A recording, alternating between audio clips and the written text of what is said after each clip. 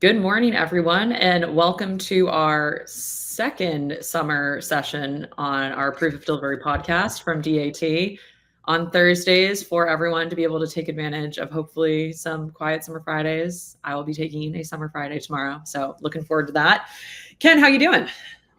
I am doing wonderful. The heat has broke a little bit here in Ohio. It's sunny. I've got my truck and go hat on to celebrate the Outgo acquisition. Things are pretty good. Yeah, it's finally getting cooler here too, but I am very glad it's officially summer. I get kind of just sad at the solstice every year though, because the days start getting shorter, which is definitely a glass half empty way to look at the world, but um, at least it's nice and warm. Honestly, having kids though, it's like when it stays light out till 9:30 and they're like, I'm like, it's bedtime. They're like, well, it's still sunny. I'm like, put your blinds down. You know what I mean? It's like Yep. there's a blessing and a curse to these long, long days, and it's like later bedtimes is certainly one of them. Yep. Well, it's nice too because you're in the western part of the Eastern time zone, so you get the longer days. My days we get really early sun in Chicago because we're at the far east part of the Central time zone. Yeah, in Indiana, it's like light out until like 9:45. Probably later than that, closer to 10 in the summer. It's crazy. Well, how things change. Well, I'm glad you mentioned your hat. I really love the color. I think our team did a great job sending those out. They're super hip and trendy. So, a couple things that we wanted to talk about today. Let's kick it off talking about Outgo factoring and how we are picking up speed. So, deal closed, I think 5 weeks ago, and Ken, you put up a nice post earlier this week, kind of recapping everything that's happened. But so far, we've seen carrier interest in working with Outgo as a factoring provider at unprecedented levels for what they had been able to generate as a business before. You want to tell us a little bit more about what you're seeing? Yeah, I mean, so first and foremost, it's a great product. The Outgo product is a really, really good product. The speed at which carriers can get paid, the interface, the fractional factoring are all really, really great options for carriers. And I think part of it is just like getting the word out, right? It is the definition of marketing and distribution. I think what we bring to the table, which maybe surprised us a little bit to what you were saying, is that seeing factorability on the load board is huge. So if you notice, we changed things up a little bit. It's now a $sign on the load board, but that just tells you that the broker's factorable with Outgo. And I think that's a really, really strong signal for our carriers to know that they're going to get paid. And right, I mean, getting paid is pretty important. I think all of us want to get paid for the work that we do, get paid quickly, and be made whole. So yeah, it's been great.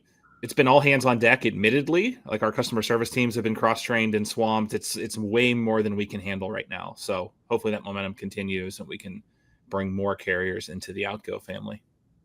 Yeah, I think what you were saying about it's now our black $sign on the load board speaks to it validates a lot of the other product that we're building around our carrier management suite that's coming out later this year around verification and trust being directly built into the load board experience for both brokers and carriers. That black $sign that indicates that a broker is factorable is probably the most valuable piece of broker verification information we have available in the marketplace for carriers to see. And we're going to build on that with the CMS coming out later this year with a whole host of carrier verification data. I know some of that's already available in qualification settings for some beta customers, but it's the Outgo acquisition, I think, was a cool validation of that hypothesis of how valuable that information is embedded in the load board in a way that we didn't even really expect. I think it also validates, right, the one-stop shop thesis, especially for carriers, right? Like getting paid, getting tracked, finding fuel, sending documents, finding loads, obviously one of the most important things, and then figuring out how much to charge. It's hard to switch, screen to screen, app to app to do all of that stuff. So I think there's a natural limit. You don't want to become too bloated. Like we don't want to start offering like truck wash credits, I don't think. Coming from the corp dev guy, I don't think we're ever going to be buying truck washes. But I think like there's natural fits, and we've been exploring a lot of those, right? Because Trucker Tools wasn't that long ago, right? We're not even 6 months post-acquisition there, and that's just been going swimmingly as well, offering value to brokers and carriers and shippers. as of this week. I don't think we can share specifics, but shippers have been super interested in trucker tools. Yeah, I've been really impressed with the pace that we've been growing the product. And I've posted about it a couple of times. We've now surpassed our best quarter ever in terms of revenue and new customers added and loads tracked. And there's no reason to believe that we're not just going to continue to see a best quarter ever for the next, into perpetuity, essentially. Yeah, and I think the shipper angle is interesting. Where we've seen a lot of demand on our tracking product, both from brokers and now from some shippers, is when it comes to temperature tracking. Kroger has a mandate out that's requiring all customers who are moving refrigerated loads to be integrated with their one network instance so that they can automatically pass reefer temperatures through to one network, which is the platform that Kroger uses to manage their inbound freight by Q4. So we started developing that partnership and integration, I think in Q1 or Q2 of 2024. So it's been a long time in the works, but as we're approaching the deadline, we're seeing a whole host of new inbound interest there. So if that's something that's going to impact you, which probably is, I bet there's more brokers working with Kroger than not working with Kroger of scale. Definitely reach out and we can see how we can help you out.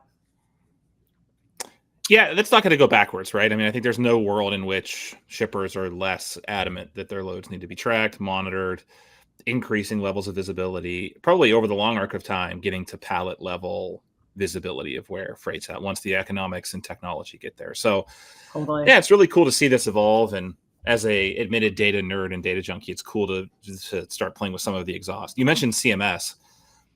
I stumbled upon some of the back-end tables for CMS in our data warehouse this week, which has like real-time feeds of all of the inspections and violations roadside. And it is just like, one, terrifying how bad the FMCSA is at their job. And two, just like fascinating the amount of data that we could bring to bear to help brokers and carriers make more informed decisions. It's really, truly crazy. Totally. Well, let's talk about something else that we're doing that's new, which are new equipment types. I think we might have mentioned this before, but officially have Sprinter vans, box trucks, couple other equipment types available for both posting and searching in DAT. Super, super simple. You just go click on post a shipment, or you go to search and you search by these different equipment types, type on what you're looking for.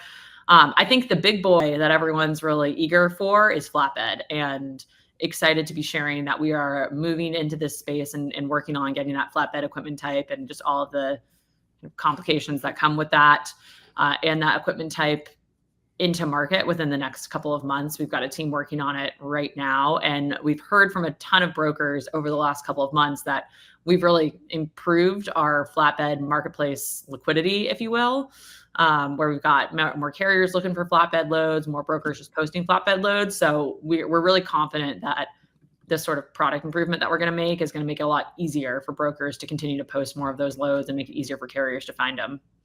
Yeah, it's more of a sub equipment type, right? Because I think like that's been the cool thing. We had like an unsolicited flyer from the audience at the McLeod conference. So like, hey, when did you become like the market leader in flatbeds? It's like, well, I don't know. Like, when did we? And it's like, so flatbeds have always been there. It's just been a little too complicated to use them because whereas with dry van, it's pace and space, 53 feet, dry box.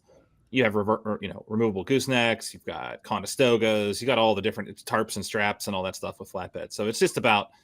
And where does a lot of that happen today? It's in the comment section. Where does a lot of fraud happen? In the comment section. Because you can kind of see where our head's at. This isn't like a reinventing the wheel kind of thing, but our engineering teams are deploying some really cool AI and really swarming on the thing. And it's been cool to see. So those sub-equipment types and equipment and load specifications are coming down the pike, and it's super exciting. We launched Sprinter van, right? And like overachieved what we hoped to do in the test in like the first week, which was cool. I think it was the first day. We overachieved what we expected to do in 30 days. Yeah. So the demand's there. Again, I as a customer, I was a customer of DAT once, and we were doing a study when they were looking to move to 33-foot pups. We were lobbying Congress at FedEx. And just like the partial data that DAT had was tremendous, and no one really knew about it. So it's all there. It's just about making it the way that's accessible within the product. So I'm thrilled to have our teams working on this. Yeah. Let's take a quick question from the audience that I don't think we'll be able to answer from Demara. When do you think rates are going up? Ken, you're the analytics guy. Yeah, answer today. Good question. Fuel's not helping us out here. So what happens is short term when fuel moves, you're negotiating rates all in. You might be getting the same rate, but more of your more of your revenues going into the pump, right? So I don't think that's going to help rates. We should still see a healthy peak, I think, but I don't think it's going to overperform the last 2 years much in the back half of this year. Maybe we get some tropical weather. This heat dome has been a little bit good for reefer, right? You get a lot of stuff that moves reefer that typically maybe wouldn't. But it's not good. The economic signals haven't been great. I'd love to get some interest rates. I'd love to get my interest rates without like a U.S. financial system coup, though. Like, I don't think Jerome Powell needs to be forcibly removed from office. I don't think that's a hot take, but I think it would be nice if the Fed lowered interest rates. It would goose home building. New housing starts and permits have been abysmal. So I'd love to see interest rates come down. That'll move the freight economy in the right direction. Yep. So long-winded answer is we don't know. We would tell you if we did. We're not the hot take channel. You can flip the channel over to a different internet TV show if you'd like to see that, but we're not that show. So any thoughts on the Strait of Hormuz and how the potential shutdown of that might impact diesel prices? I know that's a pretty in the weeds question. I mean, it's going to put upward pressure for sure. The good news is we're a little more insulated than we have been historically because the fracking component will just spin back up. Those rigs can be up and running in a few weeks' time, if that, to goose domestic production. This administration is very concerned about the optics to the consumer, it seems. So I think Trump has already indicated that he doesn't want to like choke out Iran's ability to export oil to China and Russia. So I don't know that it's going to have a huge impact. It's not going to have a huge freight impact if it really happens, because we don't see, just like when the Ever Given went sideways in the Suez, the stuff coming from the East doesn't impact North American trade volumes nearly as much as the stuff coming from the West. Yep. Well, another big story in freight this week was the passing of Fred Smith, who was the founder of FedEx. And Ken, I think you're a great person to reflect on this. I spent some time this week reading up on him and the impact he had as a businessman and a leader, and specifically within the logistics space. But as a former FedEx employee, would love to get your take on what Fred built and his legacy at FedEx and on the industry more broadly. Yeah. I mean, just a great man. I will tell you that you read like these most of these are paid to play, but like these top 100 company culture, top 100 companies to work for, having been there for 7 years, I tell you that FedEx really earns it. The core of everything FedEx does is what they call the Purple Promise. And it sounds corny and you might want to roll your eyes, but I'm telling you, they live it in a way that you would not imagine. So the Purple Promise is that you make every customer experience outstanding. And I can't tell you how many times, again, from a very junior person to then a mid-level manager, I've been in a fly on the wall in very important meetings with huge consequences where someone stopped and said, are we actually making the customer experience outstanding with what we're doing here today? My Fred story, Fred came to Ohio one time in my tenure in person. It was like the president was arriving. So the motorcade arrived first after the PJ landed at Akron. They put folks in black suits at all four corners of our headquarters. Fred comes in looking, talking, and behaving like Colonel Sanders. And you think, this guy founded FedEx? And then he goes on to basically detail Chinese trade policy for 45 minutes and detail everything that was about to happen over the next 4 years. And everything happened to a T. So the guy was like wicked smart, great with people.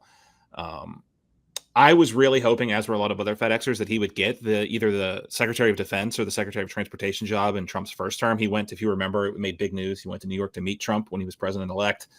And I just think there were some fundamental differences there that led to that not happening. But huge loss in the freight community. But he has built a great stable. Raj Subramaniam is the current CEO. Funny story, my boss and mentor at FedEx hired Raj and managed Raj at one point before Raj just sort of slingshotted up the ranks. But they're in very, very good hands. Fred's son, Richard, runs one of the opcos. So I think they're set up for continued success, but truly a huge loss. Yeah. Well, thanks for sharing. I love those personal anecdotes. Yeah. Everyone always asks, right? The blackjack story. So at the end of our little session, we got to have all the managers and like senior ICs got to have lunch in the same room, and we, rolled out the red carpet. And so everyone always asks, like, is the blackjack story correct? And he just gives a sly smile and he'll go, oh, I didn't write it. You know what I mean? Like, I didn't write the story. For our unaware listeners, can you share what the blackjack story is? Yeah, I don't remember the amount, but basically Fred needed to make payroll for the pilots.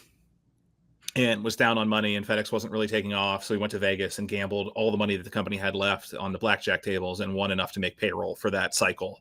And the rest was largely history. So whether that's true or not, I think remains to be seen. But the fact of the matter is, when I was there, FedEx was the largest standing airline in the world. Yeah. So, and they named all the planes after employees' children. I don't know if they still do this, but all of the FedEx planes were named after employees' children on the side. So a lot of cool things. Well, Memphis is one of the biggest cargo airports in the US as a result, right? Oh yeah, the reason there's so few commercial flight availabilities out of Memphis is it's just completely owned. The inbound, if you work in logistics and you're listening to this, and anyone ever gives you a chance, God forbid you have to go see the Brown people, but if they go to Louisville, take them up on that. But if you get to go to Memphis and do the tour, do it. It's late at night, you'll be tired the next day, but they shuttle you around, you get to see the simulators, and you get to see the sort, and it is just like, it is pretty freaking cool to see in person.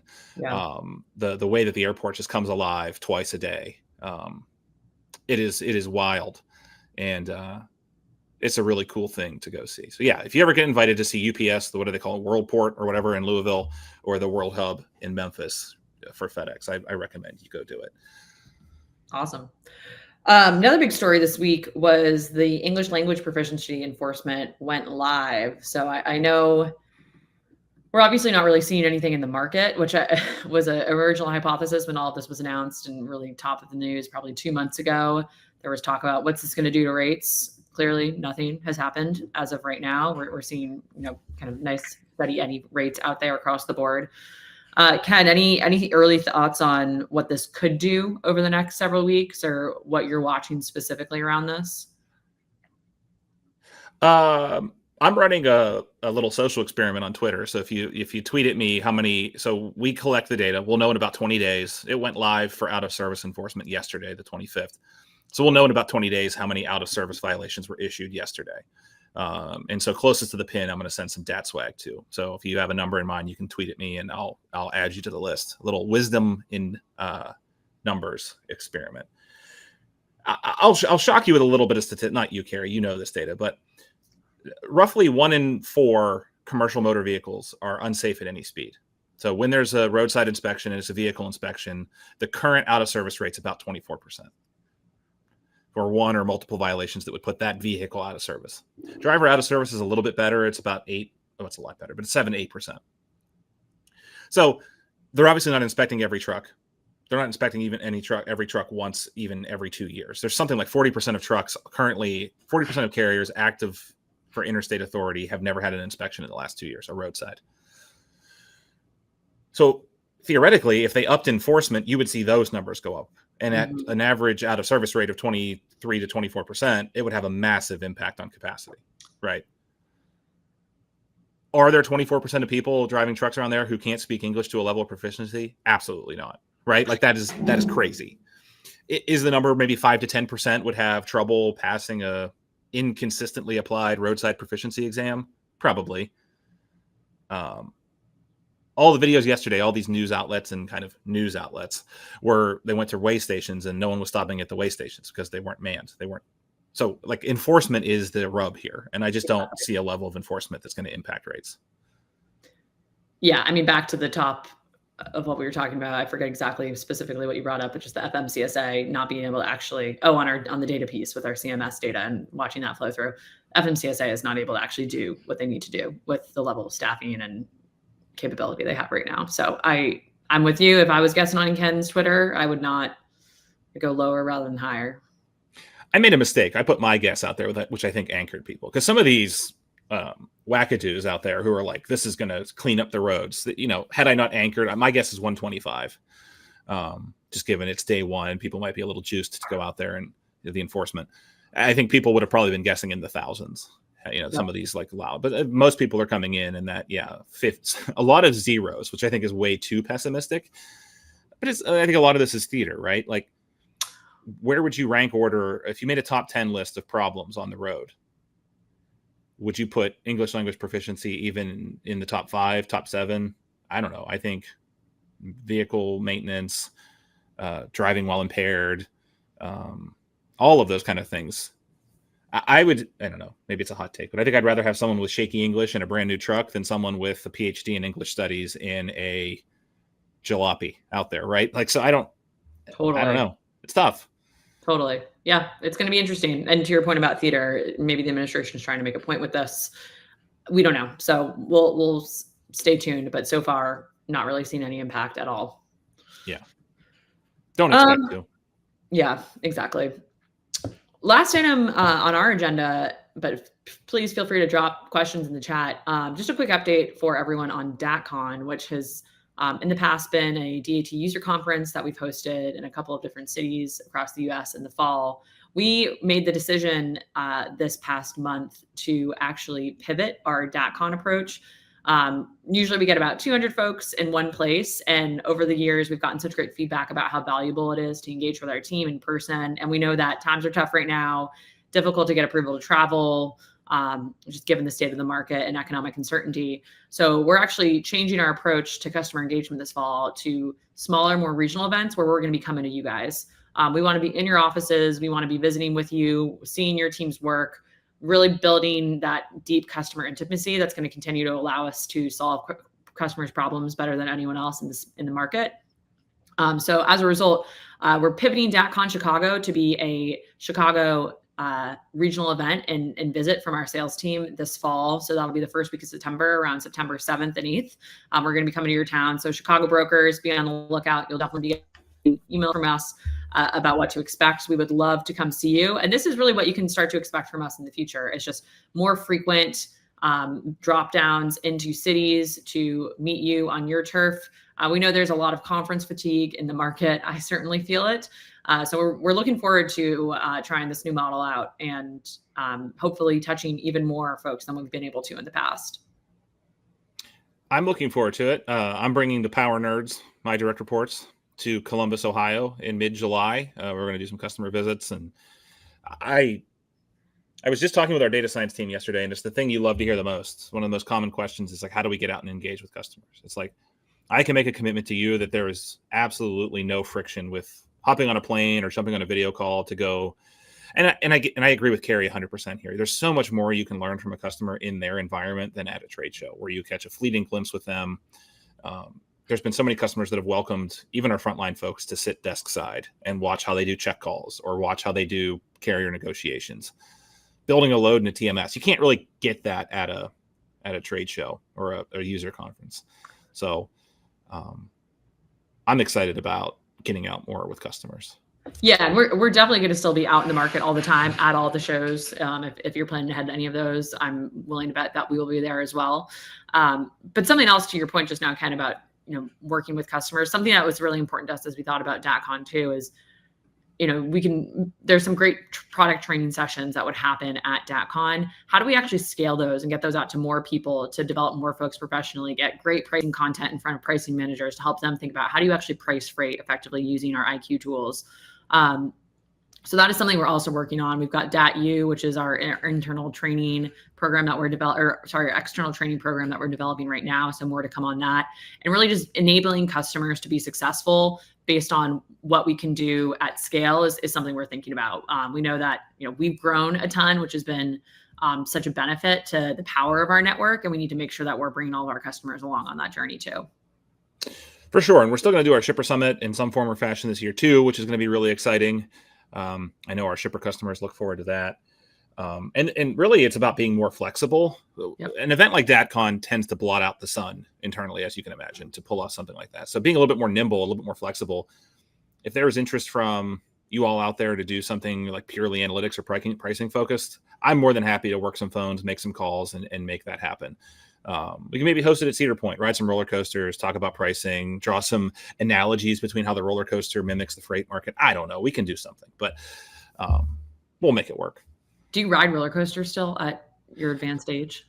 I really don't. Like the tame ones I will, but you got to realize some people haven't met me in person. I'm a large human. You are. So like it's hard for me to fit. Like those trains are not built for my height and size.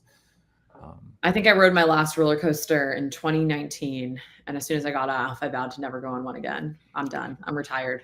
I rode the new one at SeaWorld where you like hang a couple of years ago. It was like 3 or 4 Oh. years ago. And my inner ear balance was off for like a week. Yeah, exactly. It's just like, I mow the grass now and I'm sore. So my Exactly. wife fell the other day. She tripped over some kids' toys and she goes, when do you think this will stop hurting? I'm like, when you're dead. At this age, like you hurt until you die at this point. Yep. So it is what it is, I guess. Well, that's all I got. Anything else on your mind, Ken? No, I mean, I think where we sit in the market now, we should start to see some of that run up to 4th of July. So if you're out there and you're expecting that, it's something to keep in mind. If you're a carrier, keep in mind diesel prices, right? You're negotiating all in. So arm yourself with the data you need to make great negotiation with your business. And then back to school will probably get pushed up, right? Because we still got some of this, the tariff got pushed out a little bit. And I think I was just reading one of the questions from the audience. I think we'll see back to school start a little bit earlier. So just remember what the freight calendar looks like. It will be a run up to the 4th of July. We'll see things slow down a little bit as we head into the post. Everyone's on vacation and summer vacation, and then things will pick up for back to school leading into retail peak. So don't forget your freight calendar. Aye. Great. Well, thanks so much, Ken. This was awesome. Appreciate everyone tuning in. We're going to continue to have some awesome guests on later this summer. So if you're interested, shoot us a note. We definitely want to build our bench of folks to bring on the pod, and hope everyone has a great last weekend of June.